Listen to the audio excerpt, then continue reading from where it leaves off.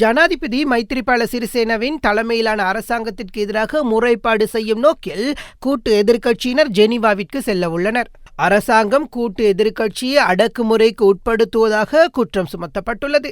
எதிர்வரும் 31ஆம் தேதி சுவிட்சர்லாந்து ஜெனீவாவில் அனைத்து நாடாளுமன்ற சங்கத்தின் செயலாளரை கூட்டு எதிர்க்கட்சி நாடாளுமன்ற உறுப்பினர்கள் சந்திக்க உள்ளனர். நாடாளுமன்ற உறுப்பினர்களான டலஸ் அழகப்பெரும, குமார் வெல்கம, ரமேஷ் பத்திரன, ரோஹித் அபேகுணவர்தன, வாசுதேவ நாணயக்கார, உதய கம்மன்பில, ஜெயநாத் சமரவீர மற்றும் பிரசன்ன ரணதுங்க ஆகியோர் ஜெனீவா பயணம் செய்ய உள்ளனர். நாடாளுமன்ற அமர்வுகளின் போது போதிய அளவு கால அவகாசம் வழங்கப்படாமை, பல்வேறு குற்றச்சாட்டுக்களை சுமத்தி எதிர்க்கட்சியினரை ஒடுக்குதல், நாடாளுமன்ற குழுக்களின் போதிய அளவு அங்கத்துவம் வழங்காமை உள்ளிட்ட பல்வேறு குற்றச்சாட்டுக்கள் சுமத்தப்பட்டுள்ளன. இது தொடர்பில் எழுத்து மூல முறைப்பாடு ஒன்றை கூட்டு எதிர்க்கட்சியினர் ஏற்கனவே ஜெனீவாவிற்கு அனுப்பி வைத்திருந்தமை குறிப்பிடத்தக்கது.